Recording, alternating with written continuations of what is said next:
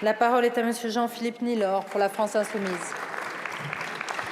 Monsieur le Premier ministre, dans les collectivités dites d'outre-mer, les questions relatives à la propriété foncière revêtent une dimension ultra sensible en raison des réalités historiques, sociologiques et géographiques. En avril dernier, cherchant à pallier les insuffisances de la loi Letchimy de 2018 sur l'indivision, la loi visant à l'accélération et la simplification de la rénovation de l'habitat dégradé vient de déclencher un véritable séisme. Alors que le délai de droit commun pour la prescription acquisitive reste de 30 ans en France, la nouvelle loi permet spécifiquement en Outre-mer à tout occupant de bonne ou de mauvaise foi d'accéder à la propriété d'un bien immobilier attestant de son occupation pendant 10 ans. Cette disposition provoque émoi et inquiétude légitime au sein de nos populations, des professionnels et de l'ensemble de la classe politique. Monsieur le Premier ministre, ma question est simple.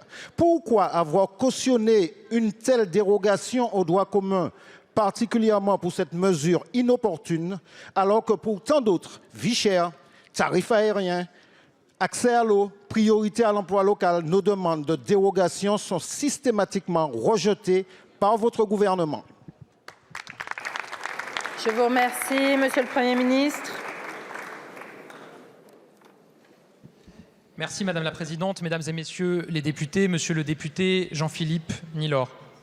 Vous m'interrogez sur les difficultés que rencontrent les familles martiniquaises dans le règlement des successions et les problématiques d'indivision sur un territoire où, nous le savons, l'acquisition foncière est un sujet extrêmement sensible.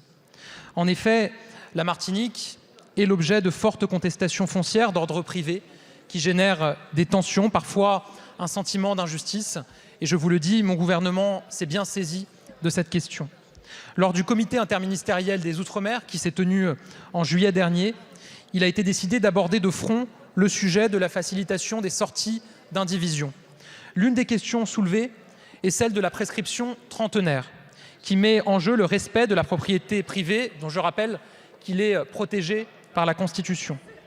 La loi du 9 avril 2024 relative à l'accélération et à la simplification de la rénovation de l'habitat dégradé et des grandes opérations d'aménagement traite ces difficultés. Elle prolonge le régime dérogatoire mis en place par la loi Letchimy de 2018 qui permet de faciliter la sortie de l'indivision successorale et de relancer la politique du logement en Outre-mer jusqu'en 2038. Plusieurs autres dispositions ont été prises pour améliorer et renforcer les dispositifs qui permettent de sortir de l'indivision. Au-delà des nouvelles dispositions juridiques applicables, le préfet a pris l'initiative d'organiser après-demain une conférence de concertation locale chargée de formuler des propositions pour améliorer le traitement des indivisions qui sont bloquées. Une mission d'appui et d'expertise de haut niveau viendra accompagner les travaux de cette conférence, c'est ce que nous avons décidé. Vous le voyez, monsieur le député, nous agissons. Évidemment, je souhaite que vous puissiez prendre toute votre part à cette concertation qui est engagée par le préfet après-demain. Évidemment, c'est un dossier que je suivrai de très près. Nous continuerons à agir dans l'intérêt des familles, dans l'intérêt du territoire et dans l'intérêt de la République. Je vous remercie, Monsieur le Premier ministre. Monsieur Nilor. Monsieur le Premier ministre, malheureusement, la concertation vient toujours après les décisions, et c'est encore le cas.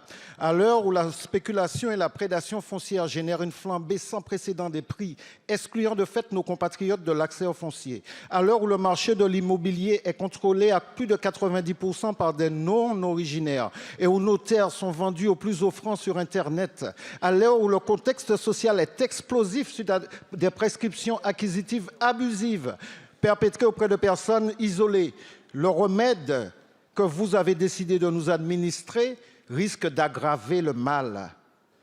Le prix à payer pour la sortie de l'indivision ne doit pas être la dépossession ou la spoliation.